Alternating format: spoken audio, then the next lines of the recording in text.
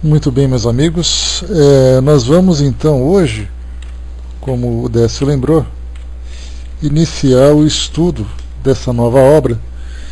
E todas as vezes em que a gente começa um novo estudo aqui na nossa sala, é inevitável, né, aquela ansiedade, aquela expectativa de como será o desenvolvimento do nosso trabalho, qual será exatamente o resultado desse nosso estudo, mas como a gente tem sempre aquele instinto bastante otimista, a gente sempre espera o melhor, um grande aprendizado, a gente espera sempre boas colheitas, né, de tudo aquilo que a gente vai tirar.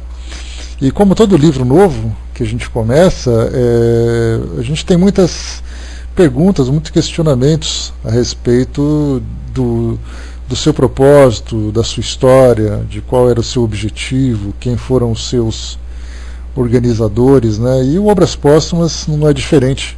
A gente começou com o livro dos médiuns, naquela grande expectativa, e isso voltando no tempo. Me lembro quando nós começamos o estudo aqui na nossa sala, lá com o livro dos Espíritos, e um pouquinho começado já o Evangelho segundo o Espiritismo. E eu me lembro que era o meu primeiro contato com esses livros, porque até então era só ouvindo um estudo aqui, um comentário ali. De repente, por falta de opção, né, meio que empurrado, né, Vaninha? Lembrando daquela nossa história, meio que empurrado por falta de opção, a gente falou, vamos lá, né? Já que não tem alguém melhor para fazer, faz a gente mesmo, né? E isso começou lá atrás, começando com o livro dos Espíritos, né, que já foi um abacaxi, que era um dos livros mais difíceis de serem estudados, né, pela sua profundidade, pela sua complexidade, pelos aspectos que ele envolve da filosofia, da ciência. Depois veio o Evangelho, que era fazer aqueles comentários também. Então, ou seja, né, livros que eram desconhecidos se tornaram para nós livros bastante familiares.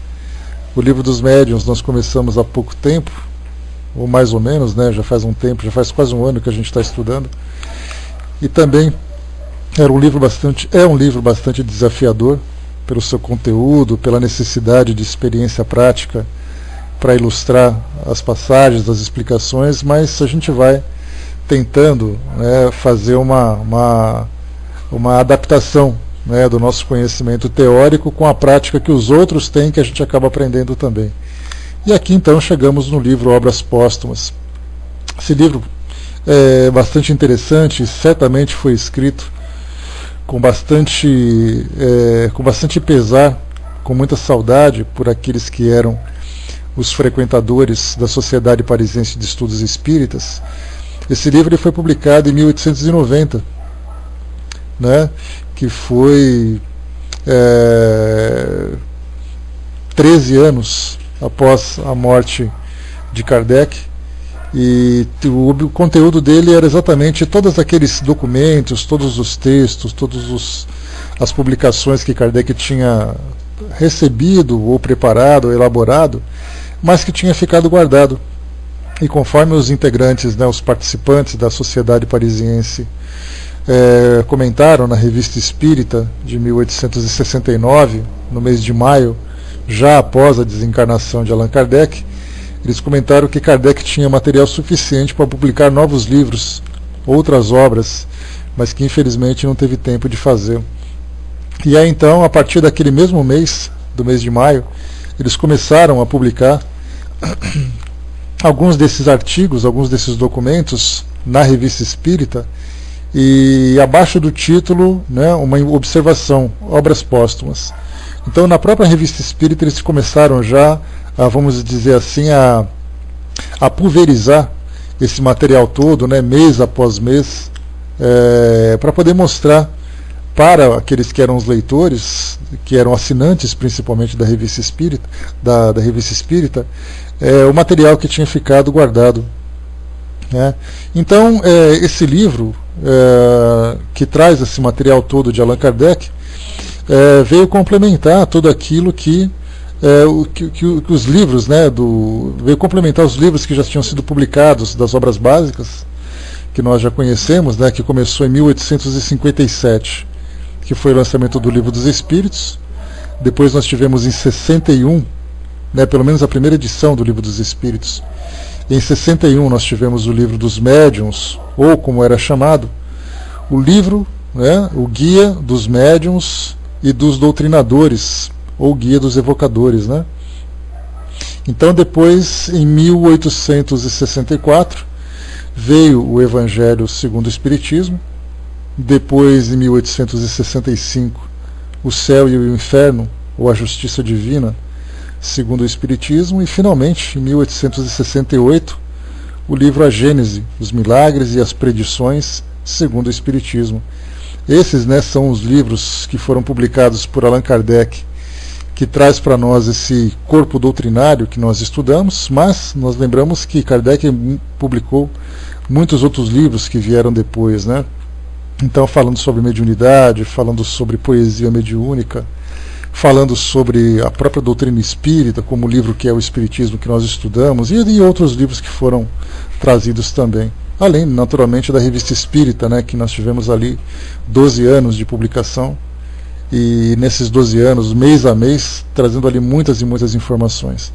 Então, quando a gente faz a leitura de um livro como o Livro dos Espíritos, ou o Evangelho segundo o Espiritismo, desses livros tradicionais que nós lemos, dá a impressão de que nós já temos um conhecimento profundo sobre a doutrina espírita, e de repente a gente começa a perceber que nós temos um livro que veio com material que não havia sido publicado, e ao mesmo tempo também esses 12 anos de publicações, né, em que Kardec interagia com os leitores, com outros colaboradores também que traziam as suas mensagens, os seus textos, as suas análises.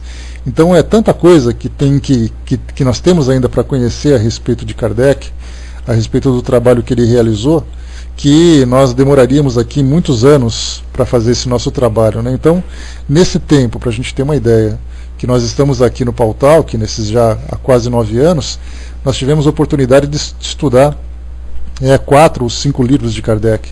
Então, se nós continuássemos aqui, né, e assim a gente espera continuar, se nós tivermos a oportunidade de envolver todas as obras publicadas por Allan Kardec, nós teríamos aqui pelo menos mais uns 10 anos com esse estudo contínuo, né? É muita coisa, né? 21 anos, obrigado, Décio. 21 anos. Então, eu estava com 67 na cabeça e ainda assim fiz a conta errada. Então, nesses 21 anos de pós-desencarne de Allan Kardec, nós temos aqui, então, nessa análise para fazer, o livro é dividido em 2 partes, em especial, né? Então dá a impressão de que a princípio seria só alguma conversa de Kardec a respeito da sua vida pessoal, a respeito da sua opinião sobre a doutrina espírita, mas na verdade nós temos aqui ainda muito material para complementar e para aprofundar os temas que foram abordados, né? Então, na primeira parte que nós podemos compreender desse livro Obras Póstumas, nós temos ali a profissão de fé espírita num aspecto raciocinado, porque era exatamente ele quebrando uma linha de pensamento que era bastante comum naquela época e é bastante comum nos tempos atuais, é que quando você se envolve com uma religião, você tem que aceitar aquilo que ela te oferece. Nesse caso, quando se fala em fé, você acredita naquilo que ela te apresenta, e acreditando naquilo não pode ser questionado, porque afinal de contas, quando nós falamos sobre o poder de Deus, que é exatamente o que mostra, né, todas as religiões, o poder de Deus ele é infinito, ele é ilimitado, ele pode quebrar todas as regras, ele pode fazer o que ele quiser. Então, quando se diz que Deus fez tal coisa, o objetivo principal daqueles que seguem essa religião é exatamente aceitar isso sem nenhum tipo de questionamento. E Kardec, como ele tinha na sua história acadêmica, tinha aprendido, que nós vamos depois conhecer um pouquinho mais da sua biografia, tinha aprendido exatamente a questionar, a analisar, a avaliar tudo aquilo que era apresentado, ele começou a perceber que sim, é possível acreditar naquilo que uma religião, numa filosofia espiritualista pode oferecer, desde que aquilo te convença, que é o principal. Então, se não te convencer, significa que alguma coisa está errada. Se aquilo não puder ser analisado através da razão, se aquilo não puder trazer uma explicação que seja convincente, então aquilo não é o suficiente. Por isso, então, quando começou a propor a doutrina espírita como uma filosofia espiritualista, a fé raciocinada foi o principal ponto. Então, tudo aquilo que me é apresentado na doutrina espírita, eu posso, devo e tenho o direito de questionar, de pesquisar, de analisar. E isso foi trazido pelo próprio Kardec. Como ele tem aquela passagem no Evangelho segundo o Espiritismo, ele diz para nós que não há fé inabalável senão aquela que pode encarar a razão face a face em todas as épocas da humanidade. Então significa que aquilo que foi dito na época em que foram lançadas as bases da doutrina espírita, e após esse tempo todo, esses mais de 150 anos depois do lançamento do Livro dos Espíritos, nós vamos fazer agora esse ano 156 anos, se nós não tivermos como acompanhar a evolução do conhecimento, a evolução da nossa ciência, se eu não puder acompanhar com o raciocínio da fé raciocinada, né, ou sustentado por essa fé raciocinada, significa que essa filosofia não me serve. Porque então ela fica congelada numa determinada época e ela não progride, que é o que a gente vê hoje, infelizmente, nas religiões tradicionais, né? Ele traz para nós, nessa primeira parte, que fala sobre essa profissão da fé raciocinada, as bases da doutrina espírita, falando de Deus como sendo causa primária ou causa primeira de todas as coisas, fala sobre a origem da matéria, do espírito, que é o próprio Deus, né? Fala sobre o corpo, fala sobre a alma, fala sobre o princípio inteligente, fala sobre a sobrevivência do corpo após a morte do corpo físico. Apresenta também a questão da mediunidade, alguns pontos da mediunidade sobre, principalmente, a manifestação dos espíritos. Ele traz ali uma discussão sobre o caráter e as consequências religiosas dessas manifestações. E aí a gente vê que isso quebra radicalmente todos aqueles princípios das religiões tradicionais. Porque até então a manifestação espiritual era proibida por Deus, os evocadores eram condenados também ao inferno, simplesmente à rejeição de Deus, né? Porque é muito comum hoje nas religiões começarem a colocar elementos da personalidade humana na personalidade divina. Então, como a gente sempre fala, lá no livro Gênesis, né, do Antigo Testamento, nós temos ali que Deus criou o homem à sua imagem e semelhança. E é feito exatamente o contrário, nós fazemos com que Deus seja semelhante a nós. Deus tem a nossa imagem e a nossa semelhança. Por isso, então, ele acaba sendo esse Deus personalista, esse Deus temperamental, esse Deus que se magoa, que se chateia, né, e tudo mais. E aí, então, quando se fala dos evocadores, que são aqueles que na época lidavam com os espíritos, e aí, então, os seguidores da religião, que era a religião hebraica na época, trazia exatamente esse pensamento, que Deus ia condenar, que Deus ia expulsar, que Deus não ia mais olhar para a face. Então trazia esse personalismo divino de uma forma bastante agressiva. Então, quando se fala nas manifestações espirituais, e principalmente que essas manifestações fazem com que o homem se aproxime cada vez mais de Deus, aí então nós entramos numa nova era de pensamento, numa nova era de raciocínio em torno da nossa espiritualidade. Ele fala sobre os vários tipos de mediunidade, fala sobre a própria função do perispírito dentro desse intercâmbio mediúnico, fala sobre a fotografia e a telepatia do pensamento, além de tantos outros fenômenos, né? Fala de efeitos físicos, fenômenos inteligentes, né, que foram desenvolvidos no Livro dos Médiuns, mas Kardec traz ali para nós novas experiências em torno desse novo aprendizado. Ele aborda também a respeito da natureza de Jesus, né? Ele fala sobre a questão do dogmatismo religioso, naquela Santa Trindade que nós tanto ouvimos falar, falando sobre o Pai, o Filho e o Espírito Santo, nessas três pessoas numa só personalidade.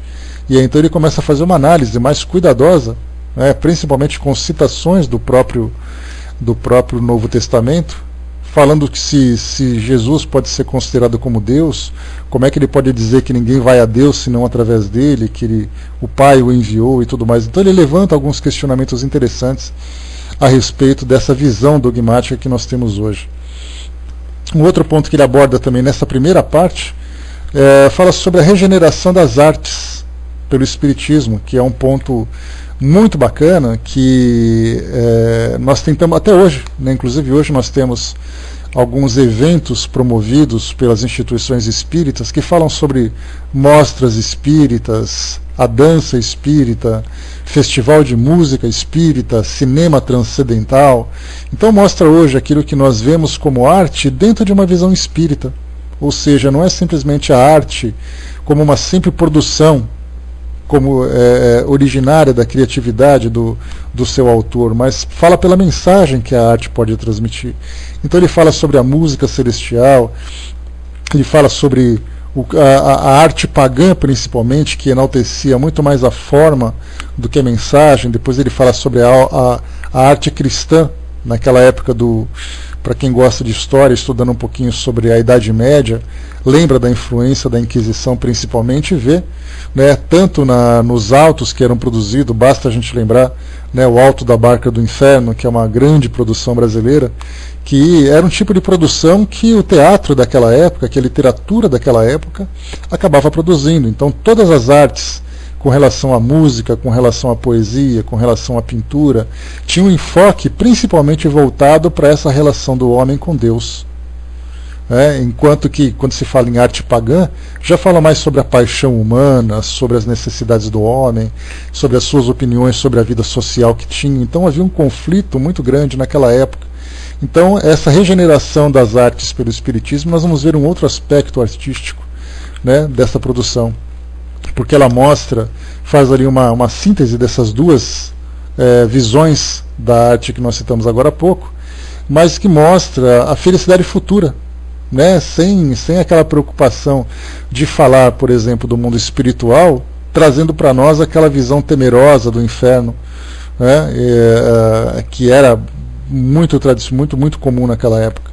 Fala sobre a beleza física, a beleza do pensamento, a beleza dos sentimentos. Enfim, ele vai explorando um pouco mais sobre essa questão das artes e a música, principalmente. Certa vez nós fizemos aqui um estudo, foi na nossa primeira leitura do Livro dos Espíritos, uma passagem que falava sobre a arte, né, a visão da arte dentro do Espiritismo, abordada de uma forma muito singela no Livro dos Espíritos. E eu tive a oportunidade, né, não sei qual de vocês aqui se lembram daquela época, mas eu tive a oportunidade de fazer uma montagem com alguns trechos de músicas que eram bastante comuns naquela época. E aí então a gente observava as letras, observava os ritmos, observava, assim, tentava entender o efeito que as músicas provocavam no sentimento das pessoas, como a gente vê hoje, não é? Porque quando se fala em música contemporânea aqui do nosso mundo terreno, analisando as suas letras, a gente vê que o homem expressa os seus sentimentos mais desequilibrados, os seus sentimentos mais primitivos, falando de amor, falando de desejo, falando de agressividade, falando de traições, de abandono, de sofrimento. Então as letras que nós temos hoje, essas letras são envolvidas também pelo ritmo que nos toca de alguma forma, representa exatamente a forma como nós vemos a arte no tempo atual. Então, o resgate, né, essa releitura da arte na visão espírita vai mostrar para nós aquilo que os espíritos trazem, né? Como a gente tem aí hoje as músicas que são trazidas através da música mediúnica, que a gente até chegou a comentar sobre isso no Livro dos Médiuns, que nós temos ali talvez o que expressa mais, o que traz para nós essa expressão mais clara, né, do mundo espiritual, que é o Irineu Gasparetto. Ele, os espíritos através dele, trazem para nós novas músicas, inclusive espíritos que viveram aqui no nosso tempo, músicos conhecidos, artistas renomados, e aí então eles trazem as suas músicas, mas as letras são muito diferentes daquelas que eles estavam aqui, de quando eles estavam aqui. Letras que mostram a esperança, que mostram o amor, que mostra a fraternidade, né? Então todo mundo se pergunta, inclusive quando a gente comentou sobre isso, por que os espíritos trazem músicas tão diferentes do que aquelas de quando eles estavam aqui? E aí a resposta é simples, porque no mundo espiritual eles conseguem ver a vida por uma perspectiva que nós ainda não conseguimos alcançar. Os pintores, através, né, de vários médiums de psicopictografia, trazem a arte mostrando para nós exatamente isso, não a realidade contemporânea que nós temos hoje, né, como por exemplo, né, se pegar a Tarsila do Amaral, que traz ali a parte da escravidão, a parte das fábricas, que nós temos aqui no Brasil, né, e tantos outros pintores que trazem essa visão, no mundo espiritual é diferente. Trazem a paisagem, trazem uma mensagem que simboliza a paz, a harmonia, a tranquilidade. Então a gente vai estudar um pouquinho sobre isso depois. Fala também sobre as alternativas da humanidade. Nesse livro, Kardec aborda um pouquinho sobre por quais caminhos a humanidade segue: a crença no nada, a crença no panteísmo, o dogmatismo religioso que acaba dominando o pensamento das pessoas, traz o espiritismo como uma nova proposta de vida, embora ele já tenha abordado isso lá no livro O Céu e o Inferno, abordou sobre isso também lá no início do Livro dos Espíritos. Aqui nesse ele traz umas novas visões e apresenta algumas questões, chamadas de questões e problemas, falando sobre expiações coletivas. Então, para quem não tem esse hábito de ler o livro Obras Póstumas, nós temos aqui um trecho interessante, nesse caso de expiações coletivas, que está muito ligado às situações da nossa atualidade. Nós tivemos aí várias catástrofes que aconteceram no Brasil e no mundo, e muitas pessoas se perguntam, né, por que isso aconteceu, qual é a relação que uma pessoa tem para outra, por que todas deveriam desencarnar da mesma forma. E aí então nós temos textos que trazem para nós reflexões interessantes, aqui principalmente, né, no livro Obras Póstumas. Fala sobre egoísmo e orgulho, mais a parte voltada para a moral, traz para nós o princípio da Revolução Francesa, que Kardec praticamente viveu, né, aquilo que vinha como resquícios da Revolução Francesa, em termos de teoria, em termos de reflexões. A Revolução aconteceu em 1789, e ali 15 anos depois Kardec nasceu. E aí então ele estudou, né, 30 anos depois da Revolução Francesa, ele tinha ali um material fresquinho. Então o lema da Revolução, liberdade, igualdade e fraternidade, foi analisado dentro da perspectiva espírita. Então a gente vê ali a filosofia sendo aplicada, né, num princípio fundamental de uma revolução que trouxe para nós uma transformação significativa para o nosso mundo ocidental. A independência de várias nações aqui da América, a independência foi influenciada principalmente por esses princípios. E aí a gente vai se perguntar, né, poxa, mas o que isso tem de interessante? Como o próprio nome diz, a liberdade do indivíduo, a igualdade entre os indivíduos e a fraternidade entre eles. E isso a doutrina espírita abraça com muita afinidade, exatamente porque esse princípio da liberdade espiritual, diferentemente desse aprisionamento provocado pelos sistemas de governo, pelos sistemas econômicos que o mundo tem hoje, o Espiritismo vem fazer uma análise, trazendo como uma nova proposta de administração da nossa sociedade. Fala sobre as aristocracias, né, que são ali os centros de governos do mundo naquela época, e a gente vai poder fazer uma comparação. Desertores também ele fala sobre uma ligeira resposta que ele pode dar aos detratores do Espiritismo, que é muito importante. Ontem eu tive a oportunidade de assistir ao documentário que falava de Allan Kardec, o educador, que foi produzido, né, e com uma contribuição significativa da Dória Encontre, que é aquela que representa hoje a educação dentro da visão espírita, né, pelo seu grande conhecimento e pela sua extensão acadêmica que ela conseguiu alcançar nesse campo. E ela falava exatamente de um detalhe interessante, que Kardec publicou um livro que pouquíssimas pessoas conhecem, que fala sobre uma relação de livros que os espíritas devem ter em sua biblioteca, devem ler e estudar. E nessa relação, que trata de filosofia, que trata os livros da doutrina espírita, os livros que falam de outras religiões, recomendações do próprio Allan Kardec, e principalmente a relação, lá no finalzinho ele fala sobre, porque isso estou comentando com vocês porque a Dora comentou isso ontem no documentário, né, que eu assisti. E no final ele traz uma relação de livros que foram publicados por aqueles que estão atacando o Espiritismo.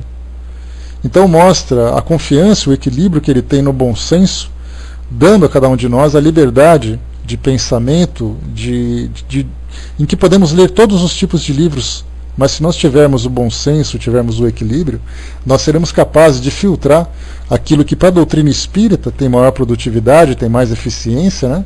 Tem mais, assim, tem uma contribuição mais significativa, mas principalmente para o desenvolvimento do nosso próprio raciocínio. Então, quando se fala sobre essa resposta aos detratores do Espiritismo, Kardec recomenda inclusive que nós leiamos essas obras, para que a gente possa ter uma ideia do que eles falam, por que eles falam. E o mais interessante, né, se nós lêssemos um desses livros que ele sugeriu, principalmente livros que foram publicados naquela época, nós teríamos uma visão dos detratores do século XIX, principalmente aqueles que eram materialistas, que eram positivistas, que eram filósofos, que eram até religiosos, mas religiosos que tinham um pensamento diferente da nossa época contemporânea. Naquela época, as igrejas tinham uma visão muito mais radical, acabavam de sair daquela fase da influência da Inquisição, né? E hoje não, hoje elas têm é muito mais um debate sem necessariamente uma agressão física, mas que, né, não deixa de ter uma opinião também bastante agressiva.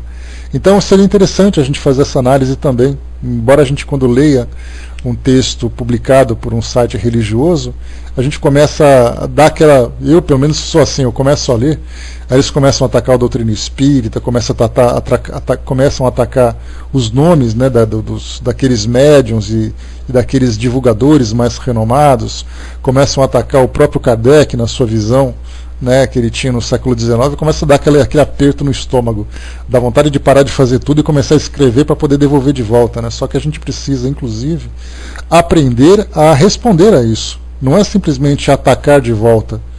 A defesa, né, a melhor defesa não é o ataque, a melhor defesa é a razão.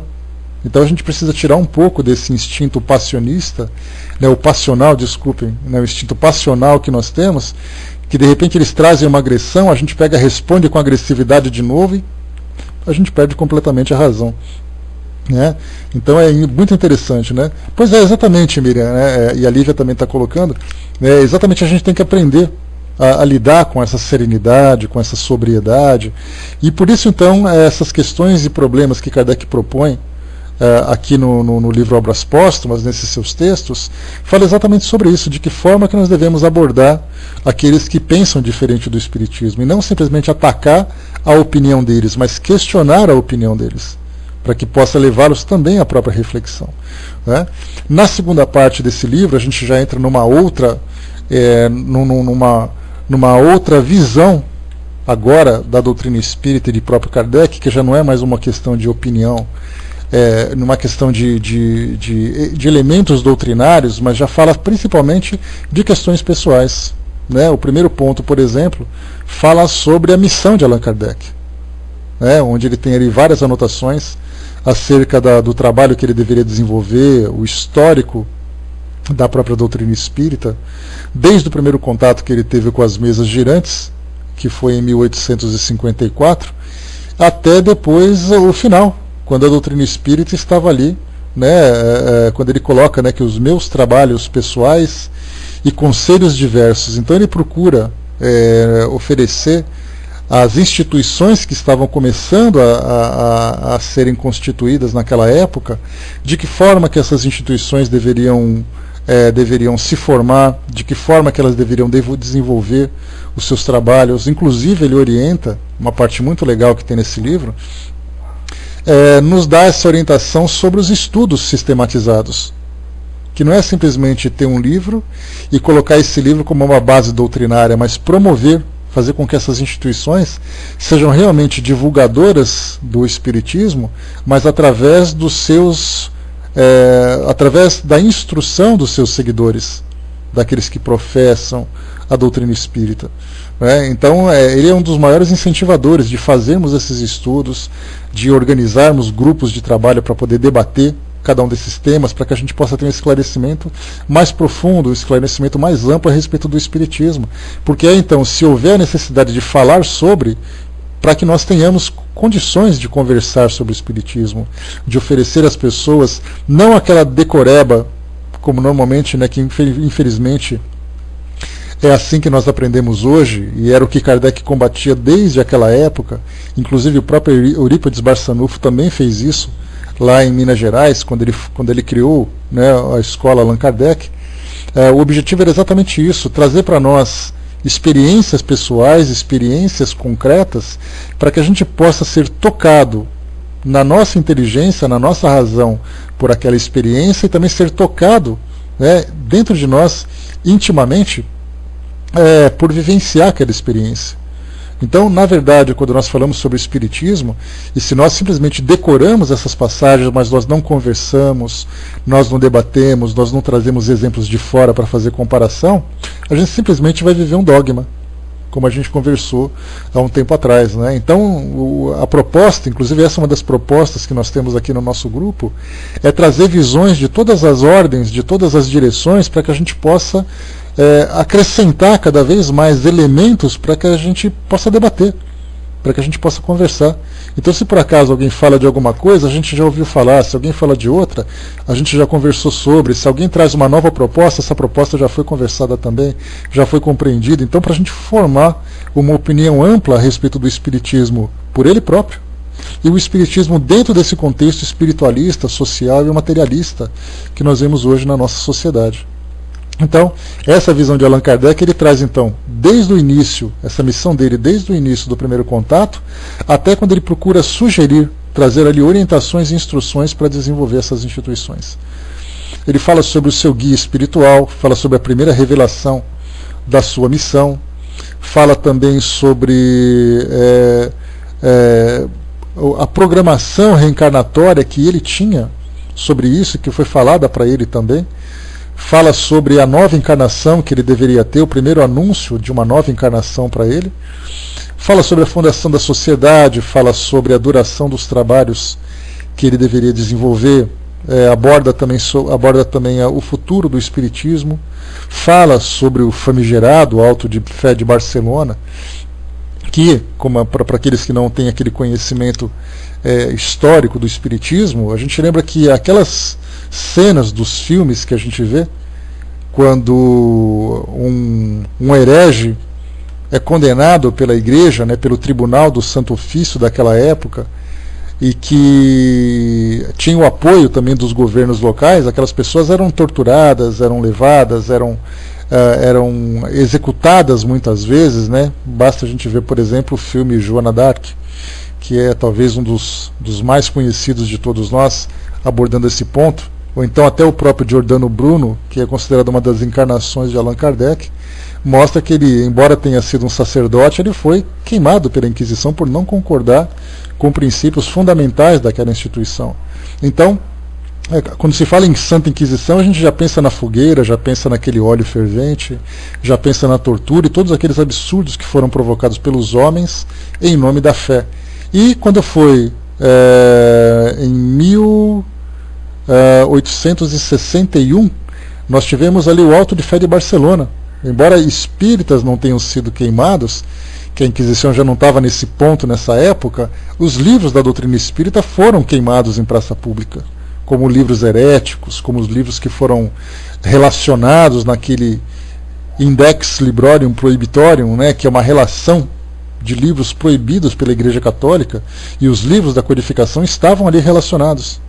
Então, pelo fato de estarem proibidos, relacionados e serem apreendidos naquela cidade, em Barcelona, foi feito então o auto que eram esses eventos em praça pública, para poder demonstrar exatamente essa rejeição da instituição. Então Kardec fala sobre isso, debate um pouco sobre essa situação toda. Ele fala também sobre o seu sucessor, quem seria aquele que daria continuidade ao trabalho que ele realizou durante aquele período.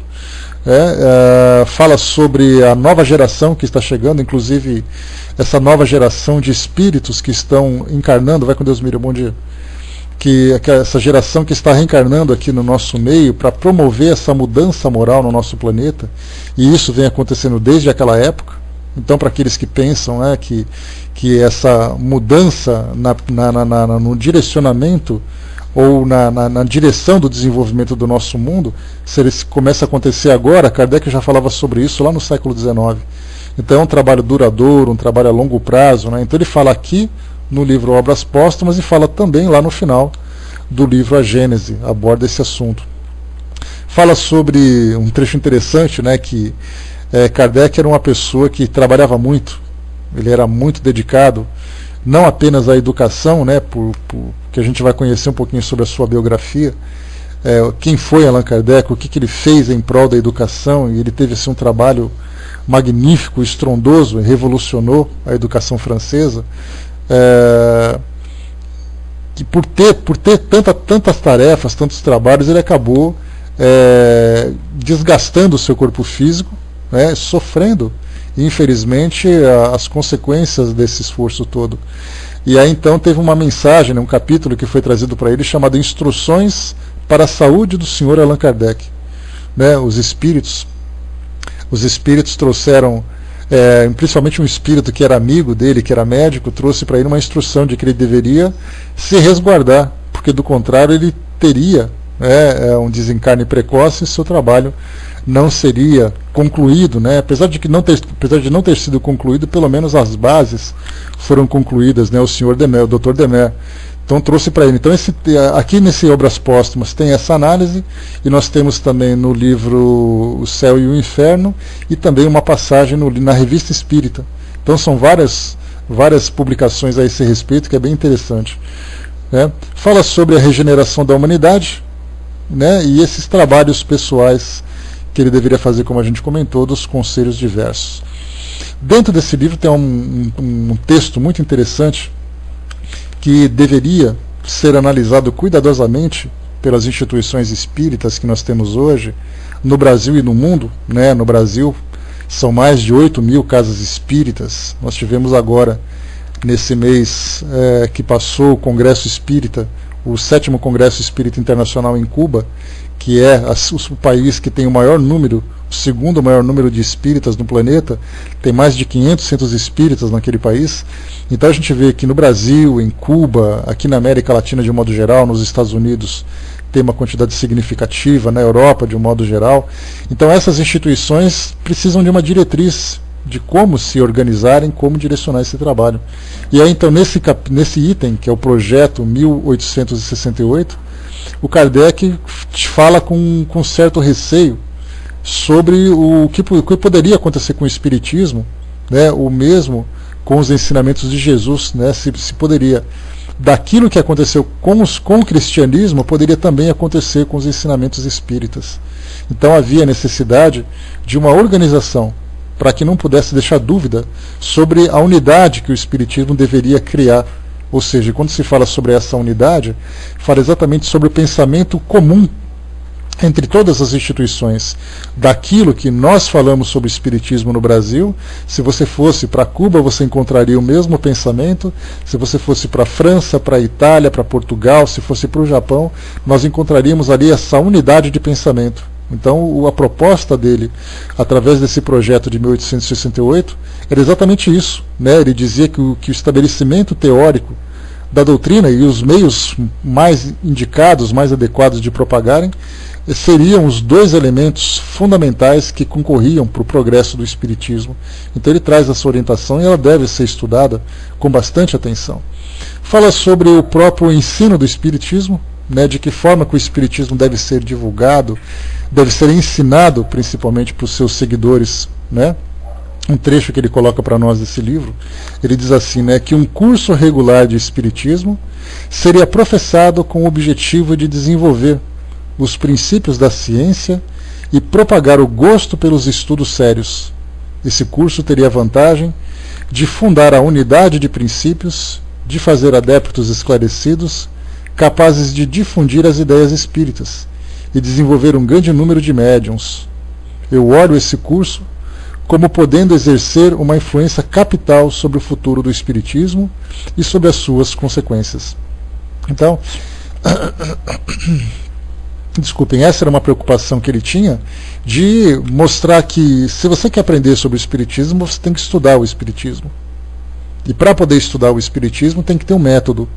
Então, quando se fala em estudo sistematizado, é exatamente isso, esse estudo sequencial, esse estudo realizado em grupo, esse estudo realizado periodicamente, para que a gente possa ter um conhecimento adequado e um conhecimento profundo sobre a própria doutrina espírita. Ele fala sobre a constituição do espiritismo, sobre as divisões, sobre a chefia do espiritismo, uma comissão central, instituições acessórias e complementares dessa comissão central, fala sobre a amplitude de ação dessa comissão, os estatutos constitutivos, do programa das crenças, as vias e meios, fala sobre a nova Constituição, enfim, traz para nós ali várias orientações. E também princípios fundamentais da doutrina.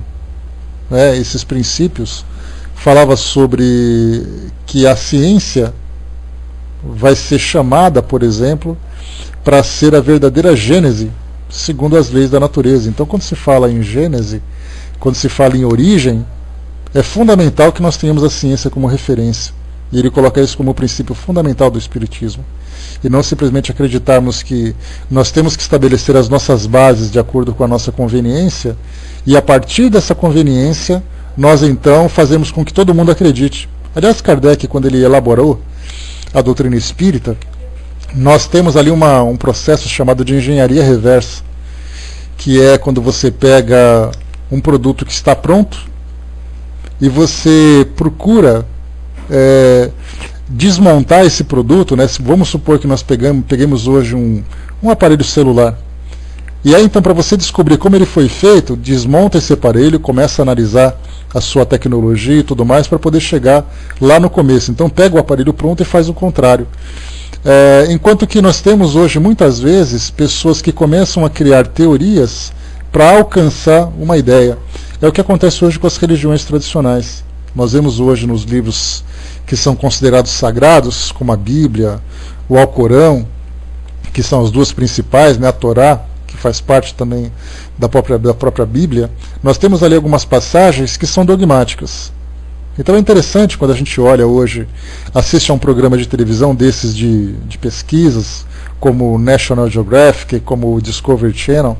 Esses dois, eles trazem algumas vezes pesquisadores que investem tempo, investem conhecimento, e investem dinheiro, recursos tecnológicos, para poderem justificar alguma coisa que está na Bíblia. Por exemplo, quando nós pegamos a Arca de Noé, aquela passagem do Antigo Testamento, essa Arca de Noé, ela é tida como verdade por essas religiões tradicionais. E aí então eles investem todo esse conhecimento, dinheiro, tempo e tecnologia para poder encontrar exatamente onde está a arca. Mas não ao contrário, de imaginar, por exemplo, será que isso é possível? Quando Kardec se deparou com as mesas que se movimentavam, ele começou a analisar o fenômeno e parou e falou assim, bom, eu não devo acreditar no fenômeno, mas eu devo entender como é que ele funciona. Então ele procurou fazer exatamente esse processo da engenharia reversa. Ele começou a pensar, bom, a mesa não tem nervos, a mesa não pensa, ninguém está mexendo com ela, ninguém faz isso, ninguém faz aquilo. Então, o que está mexendo com ela? Ele chegou à conclusão de que eram inteligências que não estavam encarnadas, que estavam interagindo com a matéria. Então, nós temos ali esse caso da gênese, da própria criação do mundo. Então, de modo geral, nós temos ali o trabalho de Kardec nesse sentido, de mostrar que somente através desses princípios fundamentais, que são a razão, a ciência, o conhecimento, a investigação, a filosofia, nós conseguimos chegar a uma conclusão. Então, em doutrina espírita não tem nada que a gente diga assim, isso é definitivo, isso é certo, e ninguém pode questionar, ninguém pode duvidar. Pelo contrário, a liberdade de pensamento é um dos princípios fundamentais que o Espiritismo tem. E ele tem uma passagem, né, uma citação interessante lá do livro A Gênese, em que ele diz assim, né, que o Espiritismo caminhando com o progresso não será jamais ultrapassado, porque se novas descobertas lhe demonstrarem que estava no erro, sobre um ponto qualquer, modificar-se-á sobre esse ponto. Se uma nova verdade se revela, ele a aceita. Então olha só que interessante, que esse pensamento que ele coloca mostra exatamente isso. E quando a gente fala, né, que nós tivemos esse debate na semana passada, de que Kardec está ultrapassado. Ele nunca vai estar ultrapassado, porque mesmo que os pensamentos novos cheguem e sejam diferentes do seu, ele simplesmente vai incorporar isso. Né? Então, fundamental para nós. E como conclusão, a gente vai analisar isso com mais cuidado depois, ele traz para nós, ele deixa, né, essa herança, deixa para nós esse grande legado para toda a eternidade, né? E quando a gente fala eternidade, significa que aquilo que ele trouxe como base na sua época servirá como base para novos desenvolvimentos.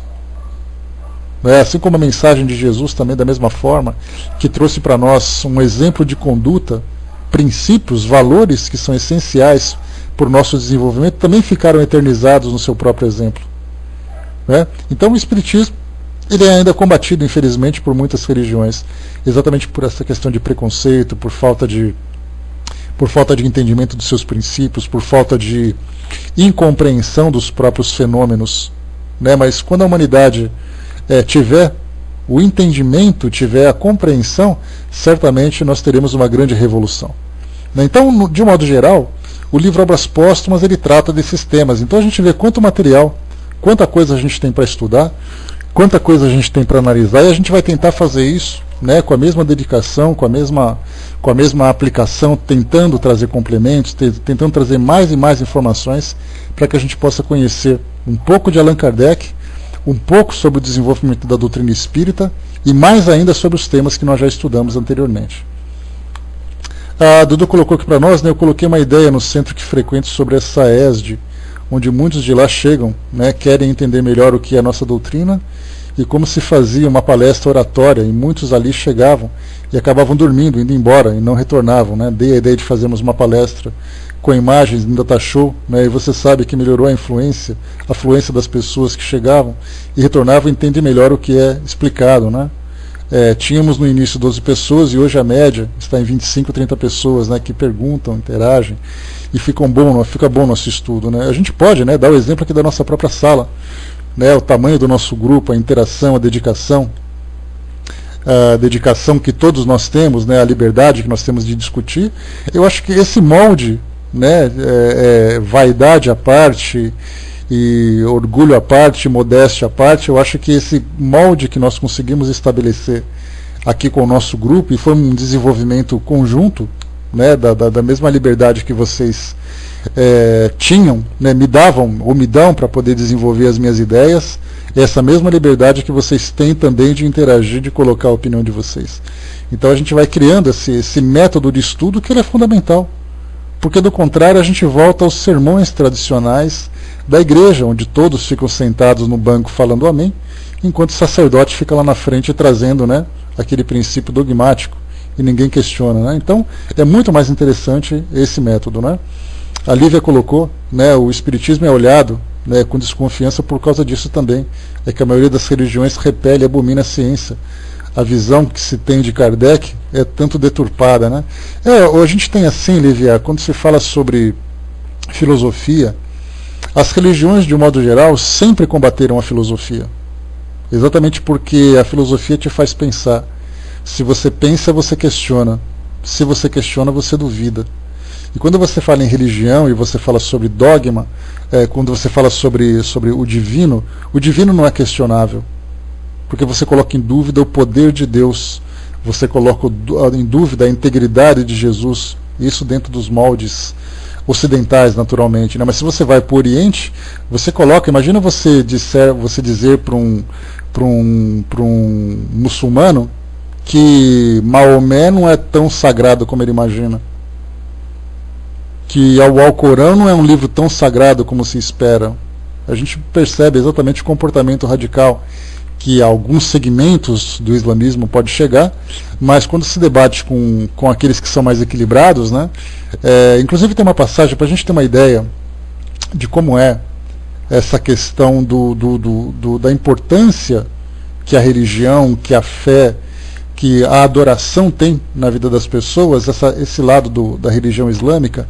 Tem um filme chamado O Mensageiro, é um filme da década de 80, se não me engano. Eu tenho inclusive esse filme guardado comigo. Ele fala sobre a história do islamismo, sobre a história de Maomé, ou Mohammed, né? Ou Mohammed, como eles próprios gostam de dizer. E aí então, quando se fala sobre Maomé, o filme inteiro conta a história dele, mas não mostra Maomé. Então, quando alguém vai falar com Maomé, eles olham para a câmera. E quando Maomé está falando com alguém, a câmera aponta para eles. Então a adoração que eles têm por essa personagem, por esse indivíduo, é tão profundo, é tão grande, que eles sequer ousam colocar qualquer tipo de ator para representá-lo. Enquanto que no cristianismo é diferente, né? Quantos Jesus Cristos já apareceram na televisão, no teatro, no cinema? Então são muitos os atores que interpretam. No islamismo eles não permitem isso. No islamismo, inclusive, quando esse filme foi produzido, ele foi submetido à apreciação de uma universidade no Irã para saber se eles aprovam aquilo que foi falado. E eles aprovaram. Né? Então a gente vê como as coisas como as coisas são diferentes em cada pensamento. Por isso, então, o espiritismo, quando ele é visto por outras religiões, essa liberdade, muitas vezes, ela acaba sendo questionada. Como é que vocês ousam questionar isso? Como é que vocês podem fazer isso? Como é que vocês podem fazer aquilo? A gente pode porque simplesmente é a liberdade de pensar. Só que a filosofia, então, ela é combatida.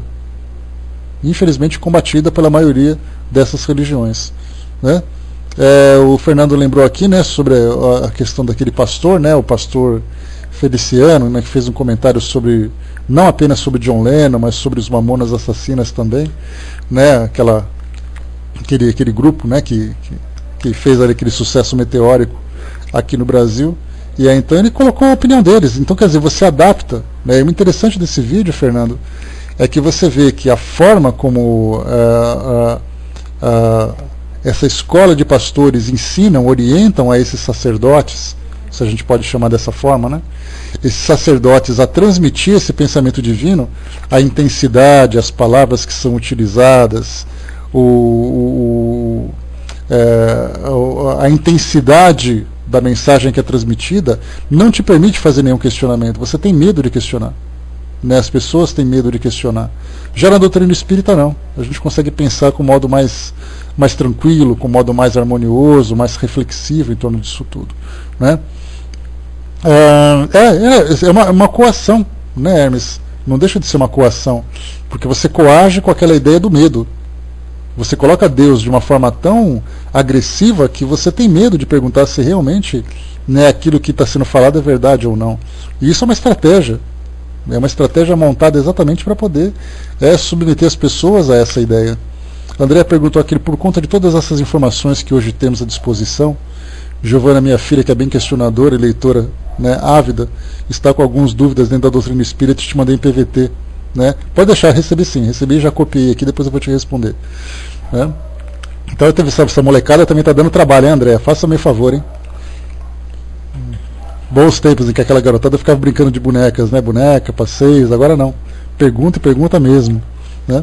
Então, assim, o objetivo, né, a proposta desse nosso trabalho é exatamente trazer, né, esses novos aspectos da doutrina espírita dentro dessa nossa metodologia de estudo, para que, tendo um conhecimento mais profundo, um conhecimento mais abrangente, a gente consiga formar, né, ou solidificar cada vez mais os princípios doutrinários para nós, né, para fortalecer cada vez mais as nossas convicções. E através desse raciocínio que isso se dá.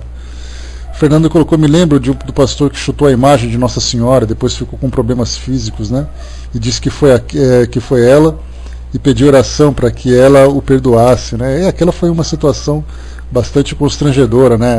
Para quem não se lembra, era uma época, véspera de 12 de outubro, dia de Nossa Senhora da Padroeira do Brasil. E aí então esse pastor, que era um dos que faziam a apresentação na TV Record, mostrou uma santa de mais ou menos uns 60, 70 centímetros de altura, e aí então, que era de madeira ou de gesso, ele chutou dizendo que ali não tinha santo nenhum. Porque na verdade não foi uma agressão à santa, ele estava na verdade questionando sobre a adoração das imagens, né? Então você poderia falar de diversas formas, ele falou da pior forma, né? Que foi exatamente agredir aquele objeto de culto de tantos e tantos seguidores. Então ele poderia simplesmente dizer assim, olha, como o Espiritismo mesmo faz, né, você não tem adoração por nenhum santo, porque você vê todos os santos e vê todos os demônios como espíritos, cada um no seu próprio grau evolutivo. Os anjos da mesma forma, então colocando no mesmo grau evolutivo, você pode vê-los, né, numa linha evolutiva bastante longa, com diversas experiências, com conquistas, com dificuldades ainda para poder alcançar a sua maturidade, vamos dizer assim, maturidade espiritual, mas não, né? A outra forma é você colocar um objeto e chutá-lo, né? Então infelizmente é assim que a coisa se complica. A Cindizinha colocou, né, um tanto bobo da minha parte, mas fico surpresa com os adolescentes que concordam cegamente com esse discurso, né, o tipo do deputado citado, né? Não é do adolescente, né? Porque na verdade quando você faz uma doutrinação, seja para adolescente, seja para adultos, né? Se adultos aceitam isso, imagina adolescentes, né? Porque a gente fala principalmente de paixão. Eu já fiz parte de uma juventude evangélica, na época em que eu frequentava a igreja metodista, isso lá se vão mais de 20 anos. Quando eu frequentava, eu fazia parte, era realmente algo apaixonante. Quando eu fiz parte também da mocidade católica, que eu participei de encontro de jovens, né?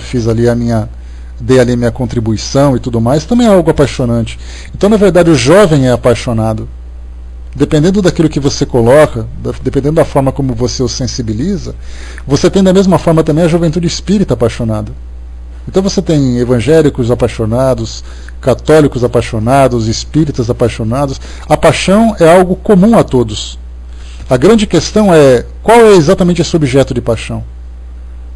Se você não consegue desenvolver esse raciocínio, eu posso dar o exemplo para vocês da minha sobrinha, né, que a gente sempre conversou sobre espiritismo, ela frequentou durante um tempo a mocidade e tudo mais, e ela estudava num colégio católico.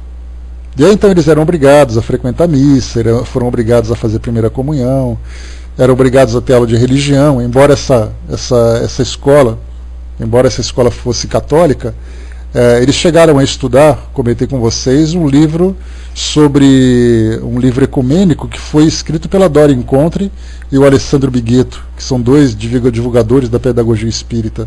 Então eles eram os autores desse livro, né? E ali falava sobre todas as religiões, falava sobre o umbandismo, falava sobre o judaísmo, sobre o catolicismo, falava sobre o protestantismo. Era um livro que eu olhei, quando ela me trouxe, né, a relação de material que a gente teve que comprar na época, eu olhei e falei assim, eu não acredito que vocês estão estudando esse livro lá. Ela me olhou assustada assim, perguntando assim, uma coisa meio ofensiva, né? Eu falei assim, olha, dá parabéns para as irmãs que são as diretoras da escola.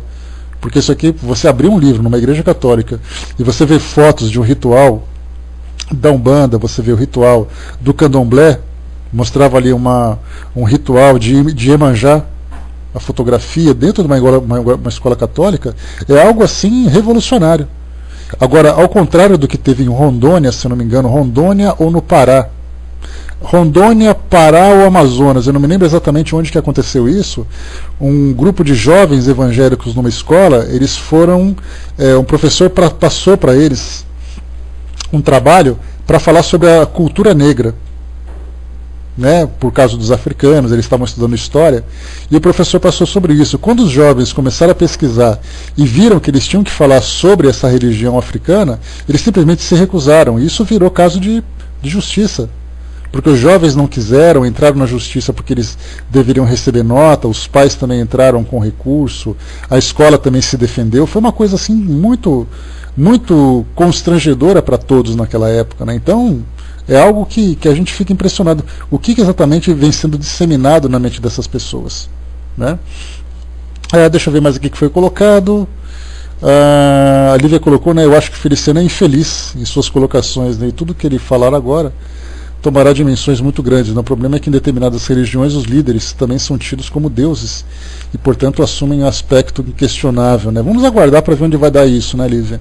Eu aguardo assim com uma certa expectativa e com uma certa preocupação também.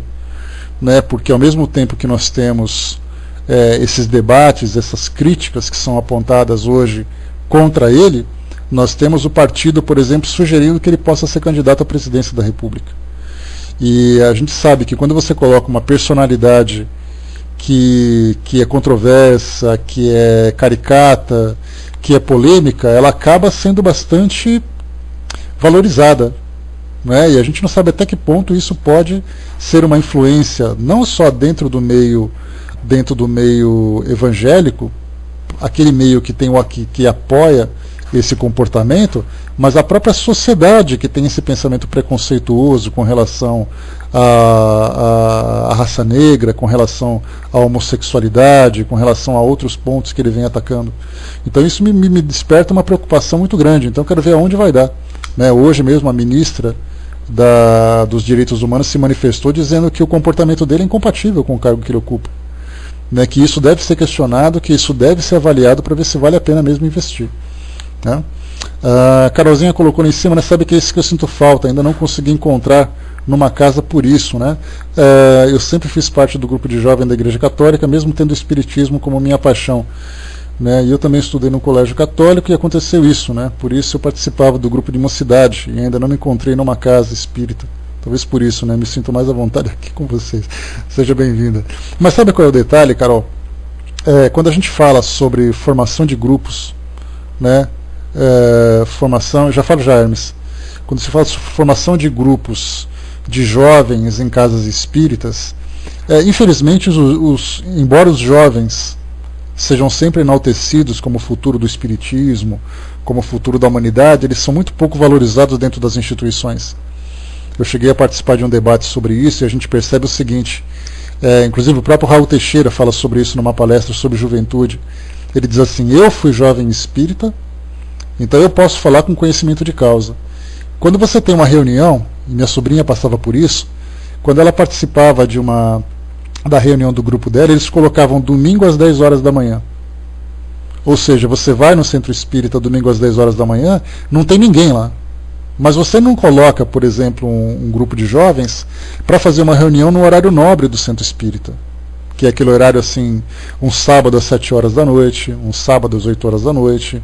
Então eles colocam você sempre naqueles horários em que não tem atividades grandiosas. Então o jovem não participa das palestras que são feitas nos melhores horários, não participa de reunião mediúnica, não participa dos trabalhos que são realizados. Eles sempre são colocados assim, vamos evangelizá-los desde que não atrapalhem.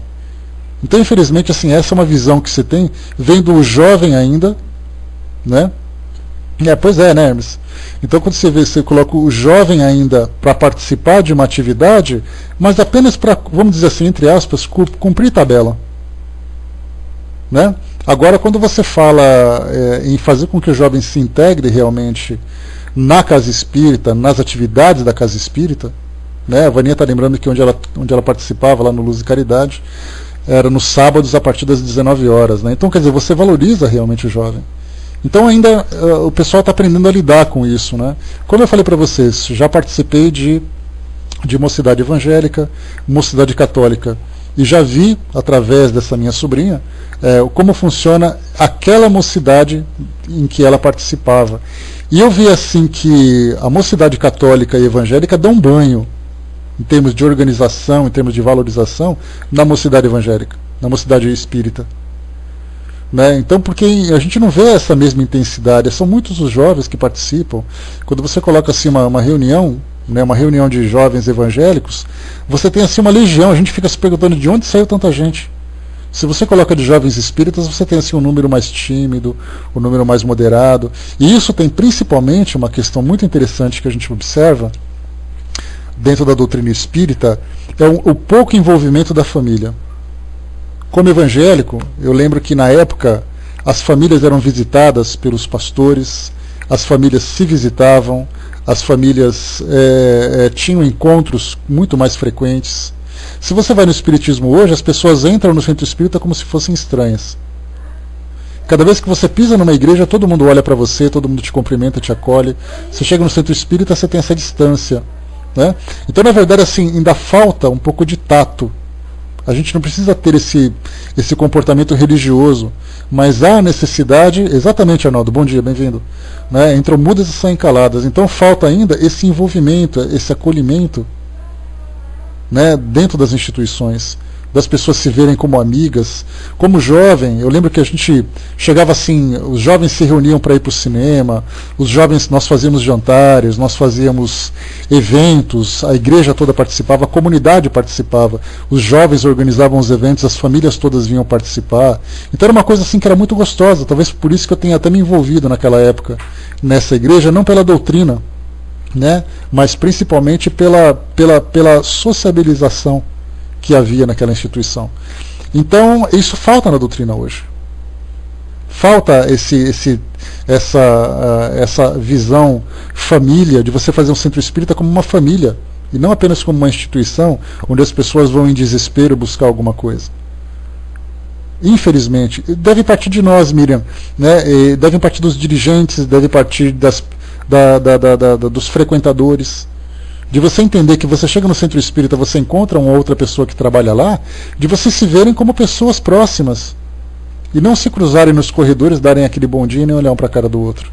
Essa frieza, infelizmente, ainda falta, né? Exatamente, né? O Arnaldo colocou, né? Essa falta de confraternização entre os adultos reflete na juventude. O jovem vai participar, mas os pais não vão. Já numa igreja evangélica, por exemplo, não estou falando da doutrina evangélica, eu estou falando da sociabilização. Lá você vê, por exemplo, os pais participam ativamente, os filhos vão junto. Na doutrina espírita vai um, não vai outro, ninguém vai, ninguém sabe. De repente a gente colhe esse tipo de resultado, né?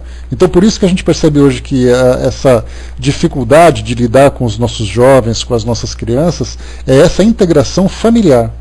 Quando a família está integrada, o jovem não se sente abandonado. Então, e a doutrina passa por essa dificuldade exatamente por isso, né? São poucos os frequentadores. Não dá para a gente comparar, por exemplo, a quantidade de evangélicos que tem no Brasil com a quantidade de espíritas que tem. Existe uma desproporção muito grande, né? Por isso a visão, a forma como eles lidam é muito diferente, né? A Carolzinha colocou na casa em que eu estava frequentando, fiquei indo uns 6 meses e não conheci ninguém. Chegava e saía, ninguém falava comigo. A minha sobrinha fez 1 ano isso. Ela ia frequentar e falava assim, mas vocês não marcam um cinema, não marcam um passeio, não marcam isso, não marcam aquilo? Não. Os professores não passam telefone para vocês não passam telefone para ninguém? Não. Vocês não trocam ideia por e-mail? Não. Falei, o que você vai fazer lá então? Ela balançava o ombro assim e falava assim, a gente vai lá aprender as coisas, né? E é assim que acontecia. O Hermes colocou um pouco mais acima. O que você tinha colocado, professor? Que eu acabei me perdendo. Isso na verdade, é falta de uma sobre bancadas, né, tá? O que falta, na verdade, é falta de preparo dos evangelizadores. Porque eles se preparam intelectualmente, mas eles não se preparam socialmente para lidar com isso. Essa é a grande dificuldade. Sobre bancadas espíritas, né? Não temos bancadas, eu espero que não tenha, né? Porque do contrário você vai politizar o espiritismo e não é esse o propósito. Eu espero que espíritas, né, estejam lá presentes, debatendo, oferecendo proposta, dando exemplo de conduta, mas que não se organizem politicamente. Porque aí, se você se organiza politicamente, você perde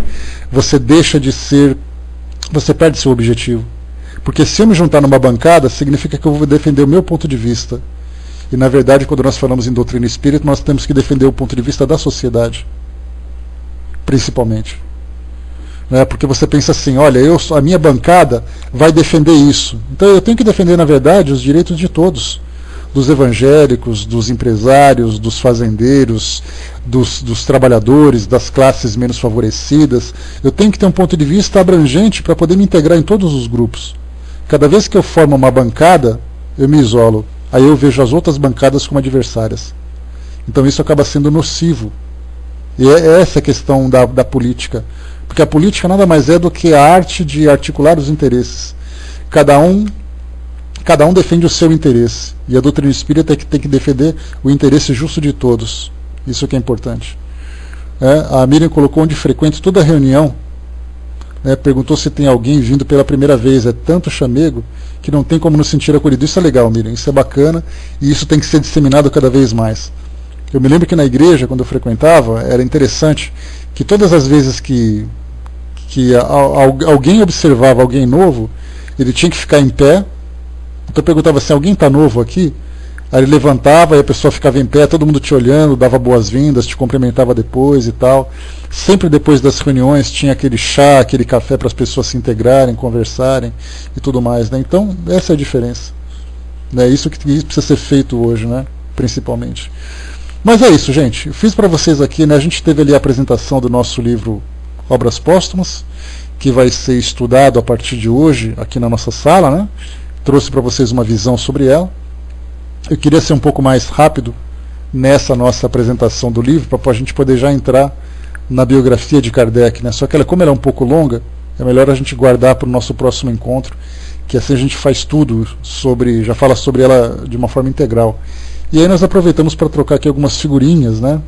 Depois para a gente trocar aqui algumas ideias sobre alguns pontos importantes que precisam, que merecem a nossa reflexão em termos de estudos, em termos de visão da sociedade, em termos de integração da doutrina espírita, principalmente, né?